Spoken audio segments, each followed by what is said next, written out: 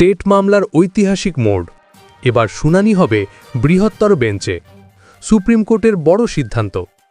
শিক্ষকদের TET pass বাধ্যতামূলক মামলায় একটি অত্যন্ত গুরুত্বপূর্ণ মোড়। এবার এই মামলাটি একটি বৃহত্তর বেঞ্চে স্থানান্তরিত করা হয়েছে। সুপ্রিম কোর্টের মাননীয় বিচারপতি দীপঙ্কর দত্ত এবং বিচারপতি অগাস্টিন জর্জ মাসিহে বেঞ্চ এই মামলাটিকে প্রধান বিচারপতির কাছে পাঠিয়েছেন একটি বৃহত্তর বেঞ্চ গঠনের জন্য, যেখানে এই মামলার পুঙ্খানুপুঙ্খ এবং বিস্তৃত শুনানি সম্ভব হবে। এই সিদ্ধান্তটি শিক্ষকদের জন্য একটি বড় খবর, কারণ এর ফলে টেটের অনিবার্যতা এবং প্রাসঙ্গিক আইনি প্রশ্নগুলির একটি স্থায়ী সমাধান সূত্র মেলার আশা তৈরি হয়েছে। মামলার প্রেক্ষাপট এবং বর্তমান পরিস্থিতি। সরকারি বিদ্যালয়ে প্রথম থেকে অষ্টম শ্রেণী পর্যন্ত শিক্ষকতার জন্য টেট বা টিচার এলিজিবিলিটি টেস্ট বাধ্যতামূলক। সম্প্রতি সুপ্রিম কোর্টের একটি বেঞ্চে এই টেটের অনিবার্যতাকে চ্যালেঞ্জ করে একটি মামলা দায়ের করা হয়েছিল।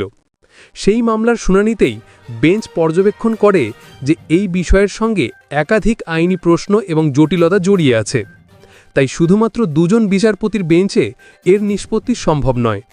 মামলার গভীরতা এবং গুরুত্ব বিচার করে বিচারপতি দীপঙ্কর দত্ত এবং বিচারপতি অগাস্টিন জর্জ মেসিহে এই মামলাটিকে একটি বৃহত্তর বেঞ্চে পাঠানোর সুপারিশ করেছেন। তাদের মতে এই মামলার সঙ্গে জড়িত সমস্ত সাংবিধানিক এবং আইনি দিকগুলির পুঙ্খানুপুঙ্খ বিচার এবং পর্যালোচনার প্রয়োজন রয়েছে, যা একটি বৃহত্তর বেঞ্চেই সম্ভব। বৃহত্তর বেঞ্চে শুনানির অর্থ কী? সাধারণত সুপ্রিম কোর্টের ডিভিশন বেঞ্চ দুজন বিচারপতি নিয়ে গঠিত হয়। যখন কোনো মামলায় জটিল সাংবিধানিক প্রশ্ন বা আইনের ব্যাখ্যার প্রয়োজন হয়, তখন মামলাটিকে একটি বৃহত্তর বেঞ্চে পাঠানো হয়। বৃহত্তর বেঞ্চে বিচারপতির সংখ্যা ৩, ৫ বা তার বেশি হতে পারে। এই ধরনের বেঞ্চের সিদ্ধান্ত ডিভিশন বেঞ্চের রায়ের চেয়ে বেশি বাধ্যতামূলক এবং নজির হিসেবে গণ্য হয়। টেট মামলা বৃহত্তর বেঞ্চে স্থানান্তরিত হওয়ার অর্থ হল এই মামলার শুনানি আরও বিস্তারিতভাবে হবে।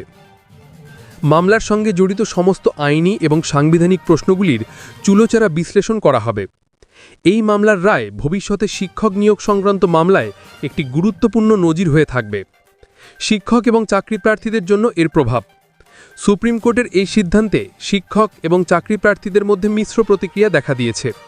একদিকে যেমন মামলার নিষ্পত্তিতে আরও কিছুটা সময় লাগার সম্ভাবনা তৈরি হয়েছে, তেমনি অন্যদিকে একটি স্থায়ী এবং সুস্পষ্ট সমাধান মেলার আশাও উজ্জ্বল হয়েছে।